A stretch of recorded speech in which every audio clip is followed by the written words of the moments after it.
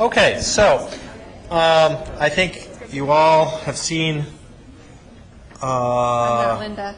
This is not Dr. Linda Dimeff. I think there's a little bit of a scandal here since Tony and Linda were on the same airplane and they're having the same retching experience today. And I think we should talk about that for a while, just so that they know there are consequences to not showing up to your presentation. But I want to introduce to you Dr. Jennifer Sayers again. And you met Jennifer earlier this morning. I wanted to add a couple things to my introduction. Now, you actually were a supervisor on some of this work that you're about to present, right? I was a therapist on one of these trials. Therapist on one trial and an adherence coder and supervisor on another. So, but because it has to do with addictions and substance, addictions, I just did want to, I hope this is okay. But, this is perfect for Jennifer because she has actually, she recovered from some early addiction problems with the video game Frogger and to John Denver. So she can speak to this personally. I don't know which one of these you do. I'll try this one. Thank you. Let me know if you can't hear this. Yes, you did. It was in Alan's lab the day that John Denver died. Someone came into the lab and told me, and I cried, and the whole lab gathered around me. So, yes, you do remember that well. Important childhood memories. Okay. Let me know if you can't hear me at some point. I am notorious with these lapels. They move, something happens, and you can't hear me. So please holler, and I'll switch microphones. It's really a bummer for you all that Linda is not here. She did a really nice job with her slides of looking at the history of using DBT with clients who do meet criteria for borderline personality disorder, but also have a substance use disorder. And she was there for all of this history. I was not. So I'm sure she would have had some really nice stories to tell you about that. There are 3 randomized controlled trials that we'll talk about. And I came in for the 3rd one. So I have some stories. Not all of them are really nice, but I will share them with you. This was a really tough treatment that we did. It was really it was difficult. Marcia and Katie and Linda and Tony and I were all on the same team trying to do this trial, which we'll get to. You'll hear some of my stories as I go because it looks like, even going back in history, the issues were much the same. So we'll just get started. Okay, so obviously we have a problem. The comorbidity between BPD and SUD. And these are a little bit difficult to read. So this first point, 21% to 67%. These are when you take people diagnosed with BPD, how many of them have a substance use disorder? Okay, that's a lot. And then vice versa, with this next point, 9.5 to 66%. How many people with a substance use disorder meet criteria for BPD? Okay, so these are different studies, several studies that she kind of put together for a range. So that's a big deal, right? That's a big overlap. And I'm thinking that any of you who are clinicians or family members who have met with people who have both the borderline personality disorder diagnosis and substance use, you know they have exponentially greater problems. Greater psychopathology, higher risk for suicide, more likely to drop out of treatment. It's just more difficult to come back from that combination. And that's really what we found in these studies. This was tough going, and I'll talk about some of the reasons why. At the same time, also extremely rewarding. Seeing some of these people build a life was just so powerful that it kept us going. Even though it's not quite the same as our traditional DBT with people who are suicidal. So I will say more about that.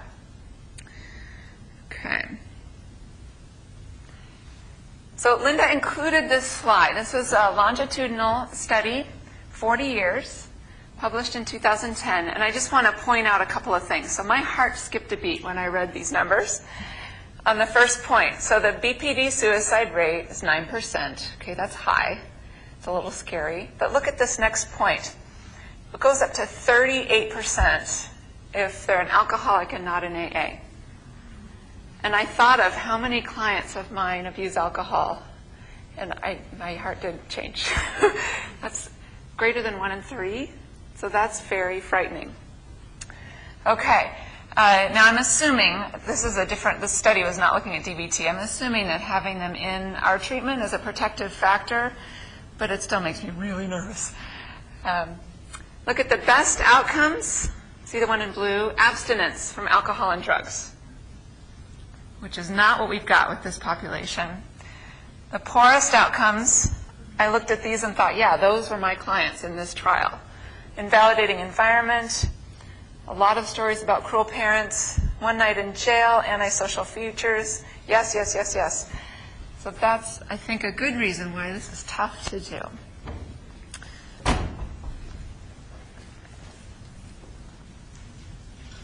We're making it sound very bleak, aren't we? All doom and gloom. It's not all doom and gloom. But at this time, they were looking for a solution. They knew there was not a good treatment for this population. So NIDA was working on this. NIDA asked, will DBT work? NIDA actually approached Marcia to do this work, and a few other treatment developers, because they didn't know what to do with this group of people. So DBT seems like a reasonable option. DBT is designed for people with many different disorders or diagnoses who are difficult to treat. Their problems are severe and chronic, suicidal, impulsive. This sounds like the group they're after, right? And Linda included this, you've heard of NICE? So it's the National Institute for Health and Clinical Excellence. It's actually out of the UK. It's based in Manchester and London. And it sets the standards for health and mental health standard of care in the UK. But it turns out the whole world is looking at them. They are doing, a lot of different countries are using them as a guideline to create their own standards of care. So this is very relevant to us here in the US. So BPD treatment should include explicit integrated theoretical approach, structured care, provision for therapist supervision, involvement of families. Frequency of therapy should be tailored to the person. So this all sounds familiar, right? We're on the right track with DBT. DBT is probably a reasonable idea to treat this group of people, and that's what NIDA thought. So you remember the history. You've heard this a little bit already. Marcia's first randomized controlled trial was published in '91. She excluded people with a primary diagnosis of substance dependence, though. So that study didn't tell us if this would work or not. But her manuals were published in '93 and were absorbed like wildfire. And then in 1994, NIDA asked her, would she be willing to work on this problem? Okay, so that's how this happened. She's now done these 3 randomized controlled trials, 1 open pilot study with BPD plus SUD.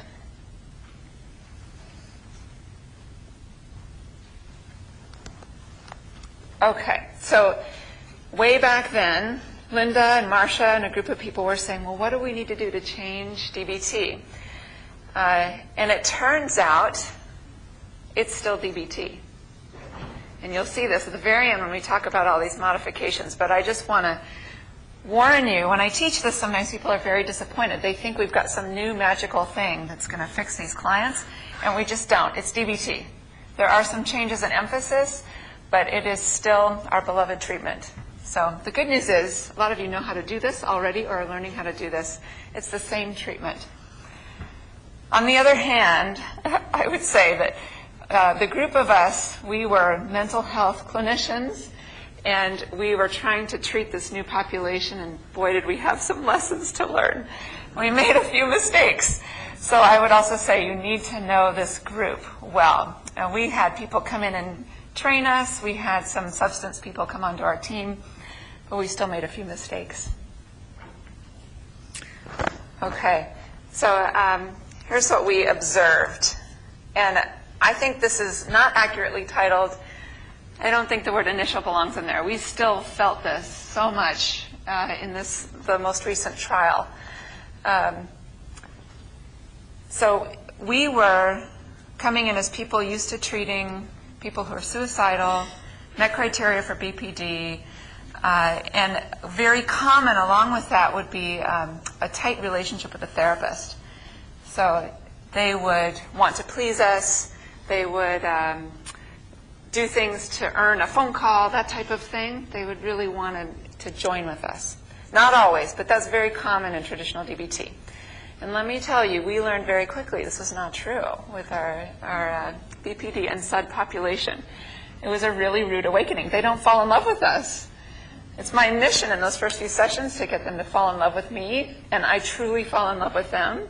And it was unrequited love with these clients. It was heartbreaking. So this is one big lesson that we learned. So these clients avoid cues associated with negative affect. And you say, yeah, all clients do that. This was amazing. So I had one client who I would just say, you know, tell me how your week was. And she'd say, F you, I'm not talking to you. And she'd storm out week after week. And I had to just shape her ability to tolerate me talking to her about anything related to emotion. Everyone in the clinic knew her. She was famous for throwing things and yelling at me and storming down the hallway. So she was avoiding any cues related to negative affect. We had other clients who couldn't tolerate sitting face to face. We had a client who did car therapy. She and her therapist would sit in the car.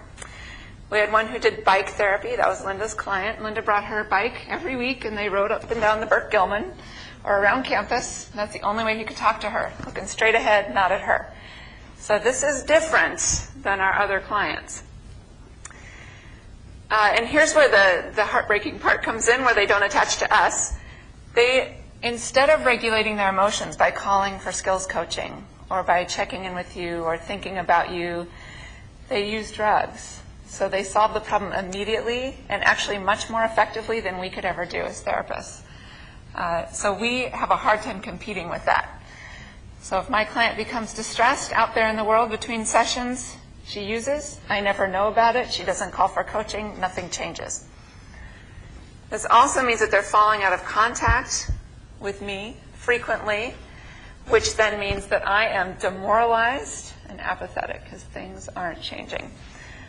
So a big part of our team was getting ourselves moralized again. So each week someone would come in and say, all right, I'm ready to fire him. I'm done. And the whole team would have to gather together and say, you can't do that. We've got to get you going again. Let's get some hope going. Because this was very difficult to get them connected. I will say, after a few sessions, we do hook them. We do hook them. But it takes longer than in traditional DBT. That was our experience anyway. And again, not across the board. I had a couple who attached right away.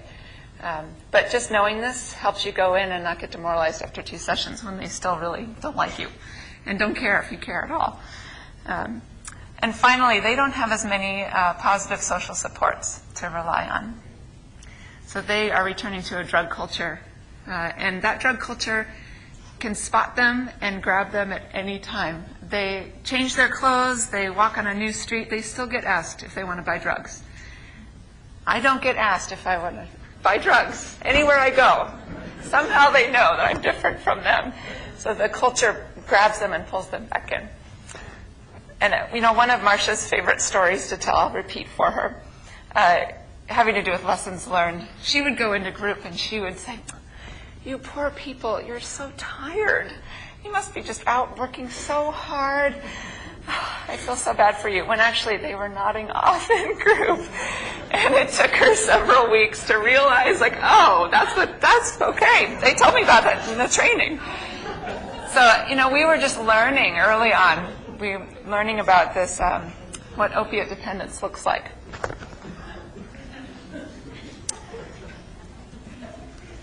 Isn't that sweet? Marcia's so empathic. Okay. So the first trial, this was in 1999, it was published. These are some of the changes that they made, and I'll go through many of these in more detail. So dialectical abstinence, the DBT path to clear mind, attachment strategies, I'll talk about all those. Opiate replacement medications, so DBT is pro-replacement medication. They are provided in a non-contingent fashion. So it's not that you have to earn them, you have to be clean to get them. You just get them, period. They're a non-contingent part of the treatment. This next one was a brilliant move. So imagine if you don't want to go see your therapist because you're going to have to talk about horrible things, but they have your methadone in their hand. Would you go to therapy? Yes, you would. So this, I think, helped with the attendance quite a bit. So tricky. And we looked it up. This was before my time, but in the last trial we had to look it up again, that it's not actually dispensing a medication as long as it's already packaged. So we are allowed to hand them their medication as long as we are not packaging it. So we had the psychopharmacologist package it. It's totally legit. There was a tapering schedule for replacement medications. This was back when it was thought that it was good to get off of the replacement medications. So they did 4 months of full dose, 4 months tapering, 4 months without. Okay? And then random drug testing once a month. Okay, so that was the first. It was just straight up DBT with those tweaks. So let me tell you what dialectical abstinence is. And it's so fascinating. When I first started teaching about this, I would get revolts in the crowd about this. They were just so upset about it, and that's really changed. But I think in some areas it's still quite controversial. So see what you think. Abstinence only is a treatment that says you have to be clean. And many of these treatments say if you're not clean, you have to leave. Okay?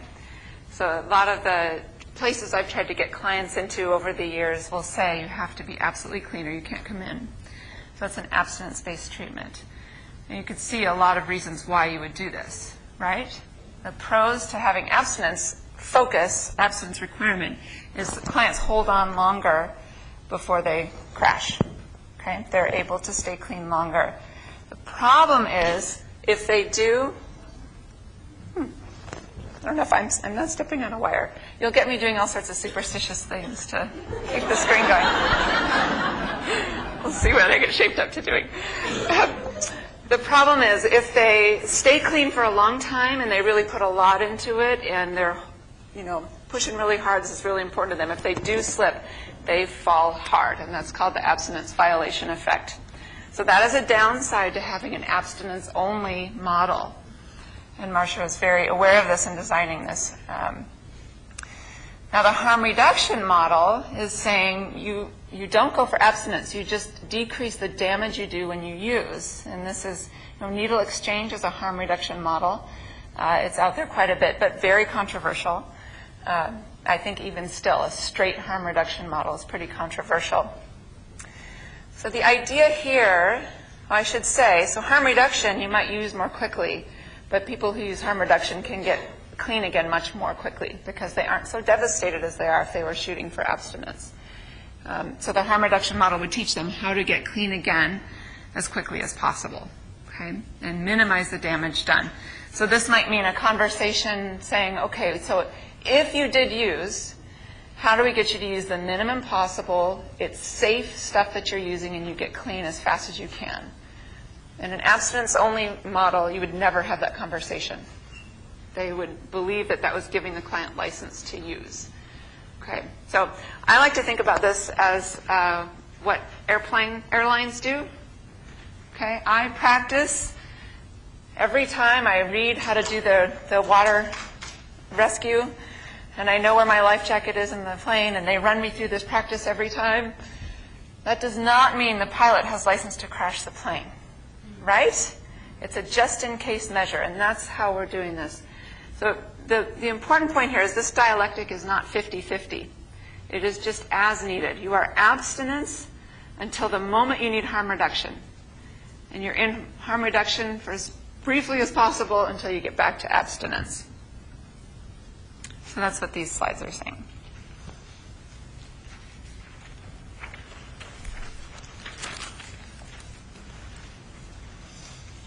Okay, so in any given moment you are abstaining until you're not abstaining, and then you're in harm reduction, and you get quickly back to abstinence. And there are a lot of metaphors for this that we use with clients. A great one is the Olympic athlete. Every Olympic athlete has lost before. It's not like they have an all-win record all the way through till they get to the Olympics. They know there's a chance they're going to lose at the Olympics. Lose meaning not take the gold or not take a medal, but they give it their 100%, everything they've got all. So they are going all the way for abstinence would be the metaphor here. They're going to win. If they don't win, they don't give up their whole athletic career. They try again. Maybe in the next race the next day or in the next Olympics or in another venue. They don't give up, hopefully. So that's the idea. We're going for broke every time. When they slip, we get back on as fast as we can. Okay.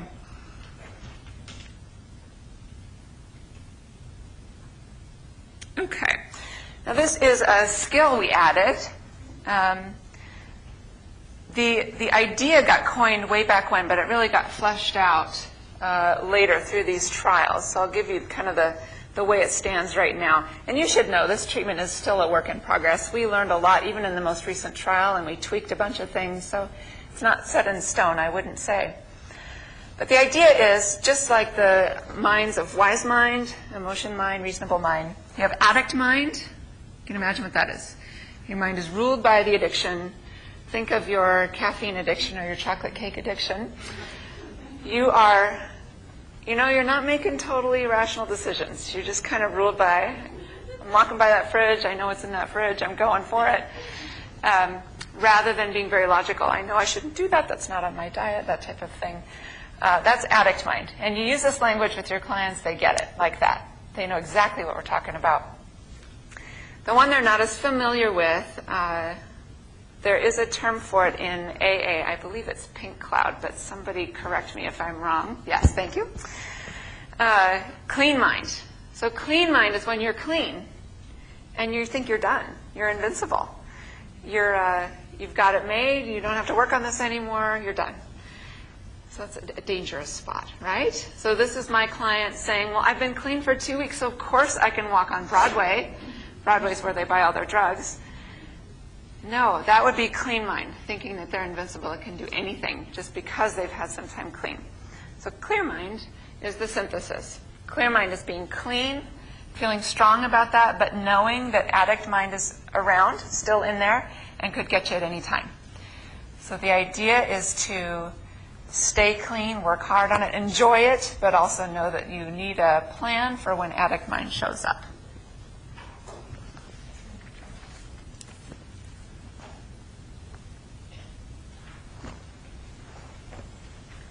Okay. So this is the path to clear mind. And this one has changed a bit over time. It used to be a hierarchy where you'd start at the top and work your way down. We discovered that was too rigid. So now it's just a way to structure your session. It's just a list of targets. This all falls under quality of life. So the using substances falls under quality of life. I think about it as I'm keeping them alive. So I'm keeping their body physically intact so that they can come put their butt in my chair in the session room. And then I'm dealing with therapy interfering behavior. They're alive, and then they show up and they engage with me. Once I've done that, then I can do therapy, which would be dealing with all of this stuff to get them off drugs and whatever else they have in their quality of life. That also is a very controversial point. A lot of people want substance use to be in the life-threatening category. It's technically not, unless it's an imminent threat to their life. So, and we could probably spend 3 hours debating what imminent means, but I'll just tell you this is kind of the DBT standard. Okay, so decreasing substance abuse is your first item. You may be eliminating, you may not be, you may be decreasing, you may choose to postpone certain targets. So when I had clients come in who were cutting themselves, driving recklessly, using heroin and using marijuana once a week, I was willing to postpone the marijuana once a week.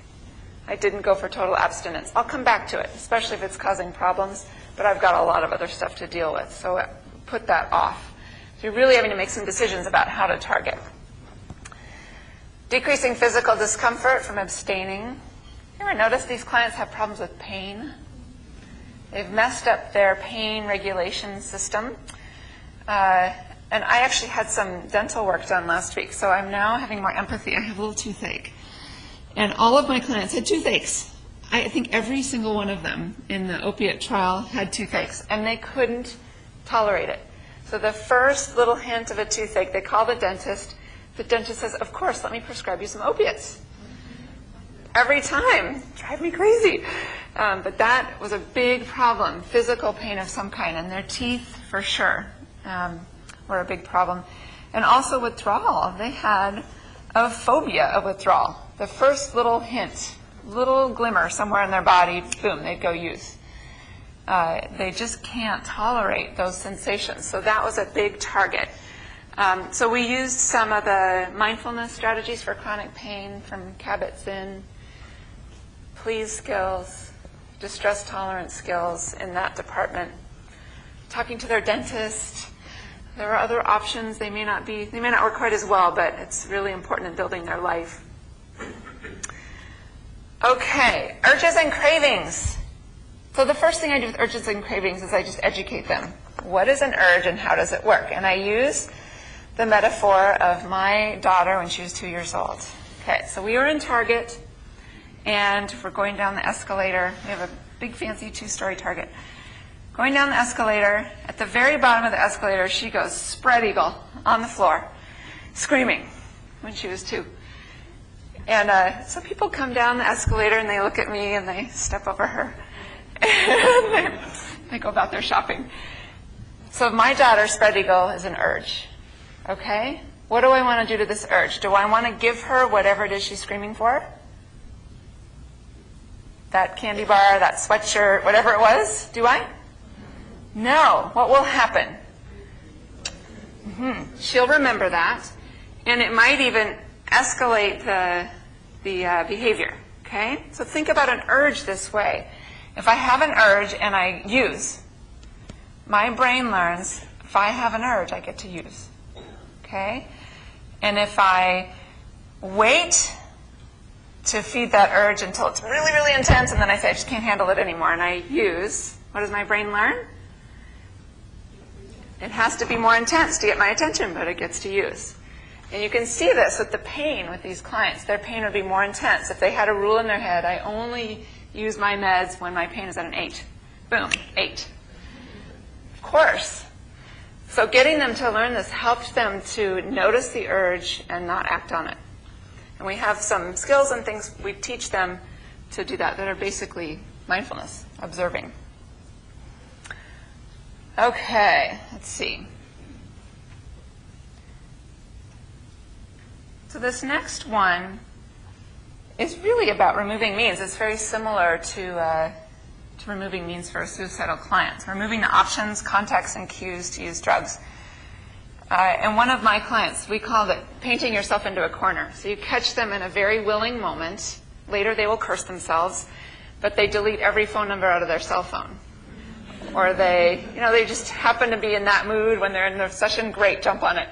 So a lot of work with getting things out of the cell phone, telling the dealer, don't deal to me anymore. I had one tell him, my therapist just found out who you are. So if I buy from you again, I don't know what will happen. Now, some of these it depends on who the dealer is. Some of these are dangerous. Some aren't. And so assess carefully. I had one cheat his dealer, and I was really, really nervous about that, and it turned out okay, but you want to be careful. But other ideas. So I had one client, Broadway comes up a lot. Seattleites in here, you know. Broadway, the street.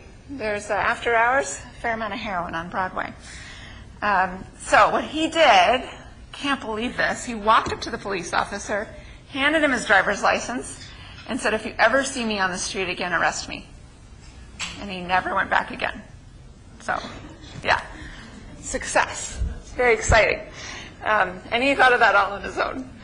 So that's the idea here, is to just make it impossible, remove the option to use drugs.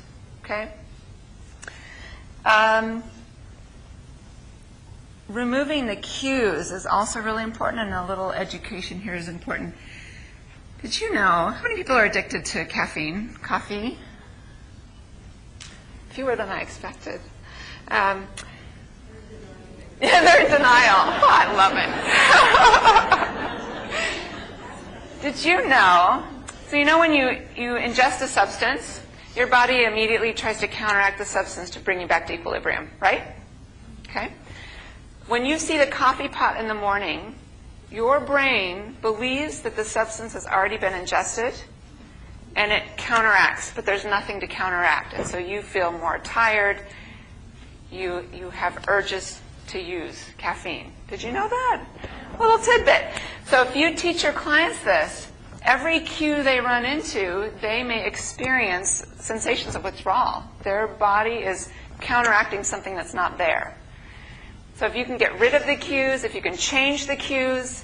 We had one client, Linda's client again, who she would go into the bathroom. She lived with her mother, and she would use crack in the bathroom. Okay, so here's the problem with that little strategy. She could do it in privacy, but every time she had to go pee, she had an urge to use crack. So they had to remodel the bathroom. New paint, new towels, new scent, anything they could change, because what was in there was such a strong cue for her. Okay?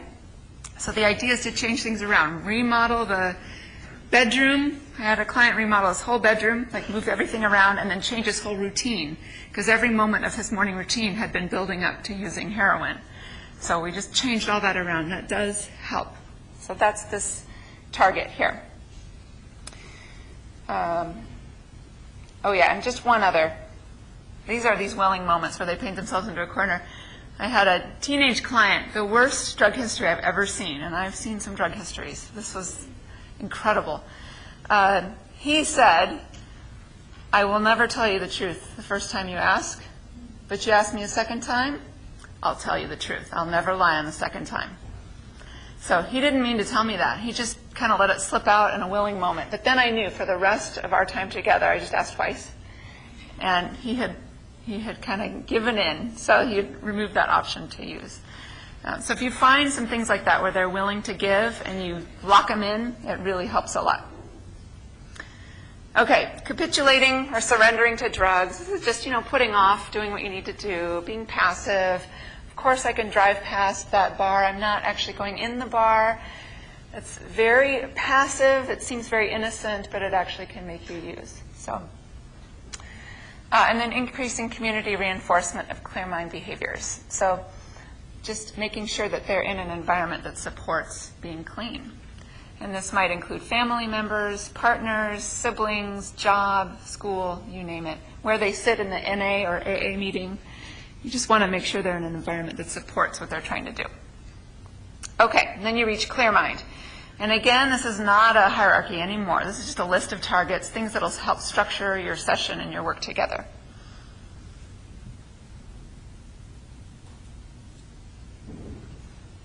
Attachment strategies. So they developed a bunch of strategies to get the client hooked in, because remember, they don't hook in as easily.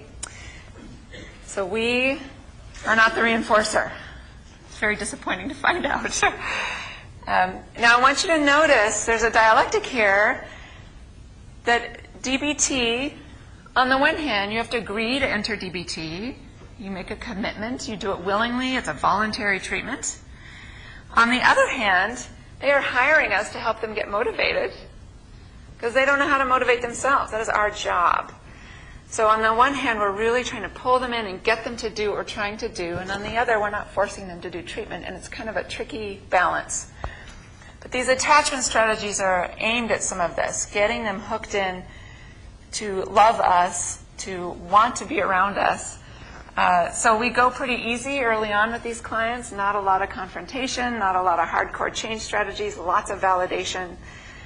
When they get lost, we go out and find them, which people also have a reaction to. I've been to several homeless shelters. I've been on street corners. I've been to people's houses, just trying to find my client. I know that once I see them eye to eye, I'm more likely to hook them back in. Now, that being said, I don't do that 20 times. I do it maybe once or twice, and then I start thinking, you know what, they have a right to choose to not do therapy, and I can't stalk them as much as I want to. So there is a balance there, and the way to figure out how to strike that balance is talk to your team. I think we get into emotion mind. Either I don't want to see that client again, or I desperately want to get them back in. Team can help you find the right balance. The other things we've done, we send glue sticks and say, stick with me. Send flowers, don't fly away. Send balloons, don't float away. Bring them pizza. So we get pretty sneaky. Whatever works. Trying to get them to stay with us. Okay. So most of the treatment stayed the same for this first round. The targets, the stages, the structure, commitment, therapy strategies, skills. The skills didn't change, actually. They just might talk more about distress tolerance for withdrawal. But the skills themselves stayed the same. Okay, here comes the data stuff. If you look ahead, there's a lot of data coming. I'll do my best with it. So this is the first trial, published in '99, 28 subjects, met criteria for BPD and polysubstance dependence. Didn't matter, it's just poly, no specific drug targeted. All female. And this was compared to treatment as usual. So whatever you would get in the community, that might mean nothing, that might mean a few ER stays or a medical detox, or it might mean full-on therapy with someone.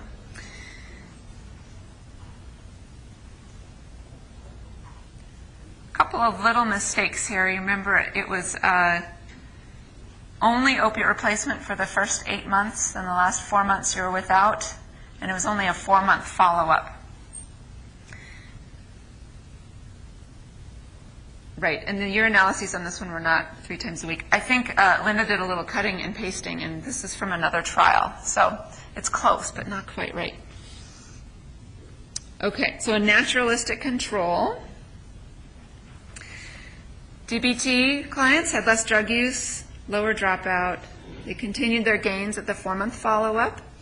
They had better global adjustment and social adjustment at the 4-month follow-up. Okay, that looks really promising. Really great. Problem is, the complaint about this was, well, you're comparing it to possibly nothing. Treatment as usual might be really nothing, or a couple ER visits. It's hardly fair to have a treatment done by experts in the University of Washington, and the clients know they're going to University of Washington, versus the ER. So it's not a great comparison. It's a fantastic first run at this, but she wanted to up the stakes. So that's what she did in the next trial. Okay, so this one, NIDA 3, don't worry about the numbers. There were a couple other studies in here that were not treatment trials, so they're not included here. DBT, standard DBT versus what they called comprehensive validation therapy. And they actually made this up. They created a treatment manual, created the treatment. In individual therapy, they did only the acceptance side of DBT. So lots of validation, lots of warmth, lots of genuineness, lots of acceptance, no targeting. The client got to choose the agenda. Just a nice, cozy, warm place to go. Plus, this 12-step facilitation. So they were really trying to support the 12-step. They also had crisis intervention, therapist consult, and drug replacement. Now, if you remember, Alan pointed out validation actually could be a change strategy in and of itself. So there's a little problem with us saying it's pure acceptance. But the therapist didn't choose what was targeted, the client did. So they could happily avoid several things and the therapist would not push. So that is different from DBT.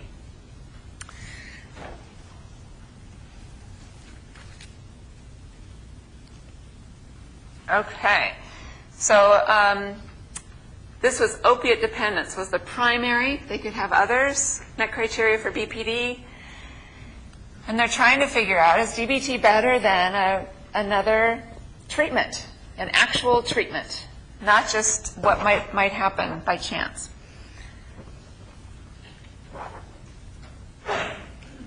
Okay, this time around they used Orlam, which is no longer in use. I believe it was liver problems with using that. Thank you. Instead of tapering, they went to the using replacement medication for life. And there's quite a bit of data on this, that people do better if they stay on the replacement medication. We targeted lying. We did the most recent one also. So went on the diary card. It is the craziest thing. They will lie to you, lie to you, lie to you. But you give them a little box and the diary card says, "Are you lying?" And they check it. I don't understand it, but it works. So we put that on the diary card. And now I do it every day. Are they lying? And then are they lying on the diary card itself? And they report. And I just wanted to quickly talk about what we would call the dialectical approach to lying. This is what we use with these clients because lying is really an issue. We do have UA data, so that helps a lot, and I highly recommend that. That removes a lot of the battle. So I had a client who came in positive for opiates, hadn't been in quite a while, so this was a shocker to me. "What happened? You're positive." And he said, "I ate a lot of poppy seed muffins that day." So I had a choice here. I could call bullshit. I could. But knowing him, we would just debate for a few minutes and then I'd get tired of it and, it wouldn't really go anywhere. So I took the other pole, which is extreme naivete. Really? Didn't that make you feel sick?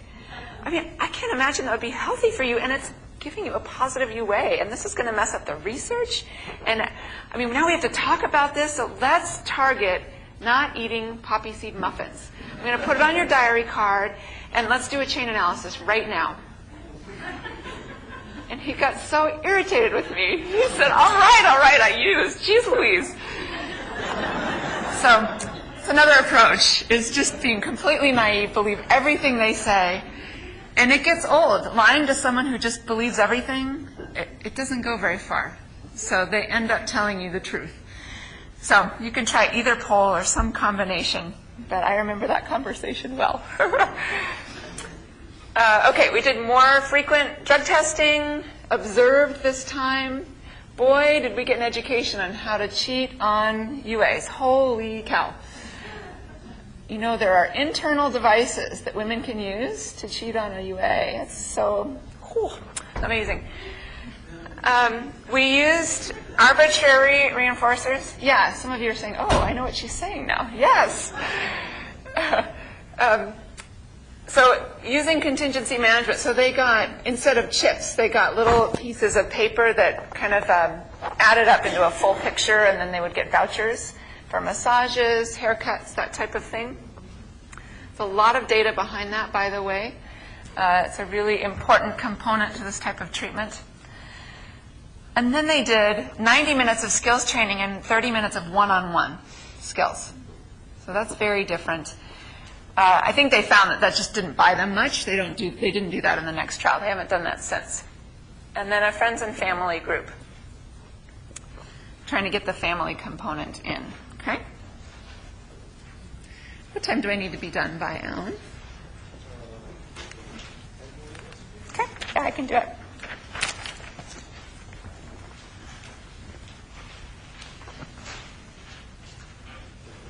Okay, so we are looking at, let me make sure I'm on the right trial here.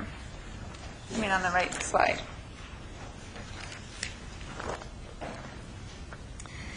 So again, you have a little cutting and pasting issue. So there was a 4-month follow-up on this one, not a 1-year follow-up. Okay? Okay, so here's the whammy. Everyone got better. DBT was not significantly different from the control. What do you think of that? So everyone improved.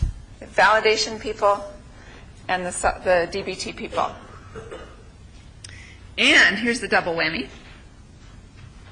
The comprehensive validation group had 0 dropout. Not a single person dropped out. Now, isn't that unheard of? I mean, that's wild. Okay, so here's the issues. By follow-up, DBT actually was starting to look better.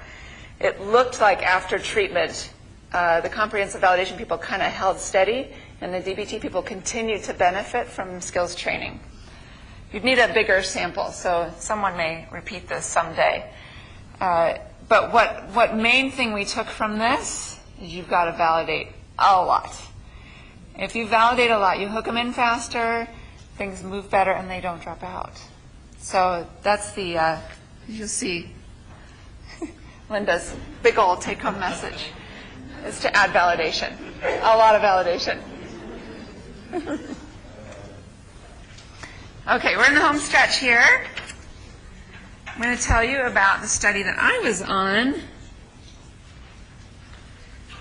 Now, this was the most intensive control condition we've got out of these. So it's standard DBT. And it doesn't say it on here, but we actually were allowed to have friends or family into individual sessions 12 times during that year period. So that was an important part of the treatment. They couldn't come in every week, but you got 12 times where they could come into therapy session. And then IGDC, individual and group drug counseling. This is an evidence-based treatment for drug use. Okay, so this is the most stringent control of these 3 trials. So they were trying to control for the hours of therapy, hours of team, the therapist being on a team, availability between sessions, the level of expertise and experience of the therapist, allegiance. So in the comprehensive validation, they were not doing a treatment that they'd been trained in. They were taught this new treatment that had been created as a control condition. So this is different. Availability of treatment and assistance connecting with the assigned provider. Opiate replacement medication, medication management. Okay, so all those things are equal. We're really looking at. Now, I'm about to disappoint you tremendously because I don't have results for this one. So it's a big cliffhanger coming, and I want you to hold on. I'm trying to warn you. I do this with my kids. It works well. Okay, here comes something that's going to be tough. And then when I say it, it's a little bit easier. So we don't have data on this, and Linda actually included slides on the data. But Marcia told me, oh, those aren't accurate and they're premature and I'm not ready yet. So she just said, don't look at those. Linda had data from when Marcia presented something a while back, but it's actually not accurate anymore. So, big bummer. Okay. There's a little description of IGDC. You can find it on the NIDA website. It's a disease philosophy. There's a spiritual element. Abstinence has individual and group. Okay. We use Suboxone, and for those, Suboxone has a lower ceiling, so for those who needed a higher ceiling, they would switch to methadone, but Suboxone for nearly all of our clients. Abstinence for life model, so that we're going to keep them on the Suboxone. If it seems like a reasonable idea, we could taper them off. I had one client who was taking a quarter of a pill by the end, and it was kind of a placebo effect thing, so they decided to taper her off. But most of them stayed on. Frequent observed drug testing with temperature gauge, you name it. We did not use the contingency management, so no chips, no nothing. You know why? Because of the NIDA. NIDA said that's an already established treatment. If you add that into yours, it's going to cloud the issue, so you can't use it. Even though we believe it would have been effective and useful, they wanted to remove it for research purposes. Okay, strategic use of chain analysis. All this means is don't do a chain before your client's committed to therapy. It took us, I don't know, several tries at this to realize we were busily doing chains with our clients when they hadn't actually said yes to DBT yet. We were still in the early commitment phase. We're happily doing therapy. They weren't in therapy yet. And some of them didn't even decide to do therapy. So we realized you really have to wait till you're through that commitment phase before you start assessing. Because we were assessing, and they were saying, why are you asking me all these questions? I'm not sure I'm going to give this up. So we waited to begin therapy until they actually entered treatment. And then we got to use some of the new skills with the focus on values. We did TIP, you know, the ice water. You heard about that. where you put your face in a bowl of ice water. So these are some of the newer skills that will be in the new skills manual. She said that's coming out this year, I think she said. I hope that's true. Okay.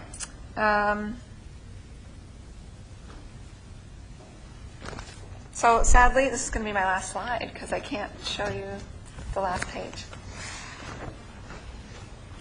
So this study, we had men and women. That was fascinating. They met criteria for BPD and opiate dependence, but they used all sorts of other things too. They had to be within commuting distance, and they had to consent to outpatient treatment, which meant no court ordered. They had to be willingly entering. We excluded a bunch of diagnoses.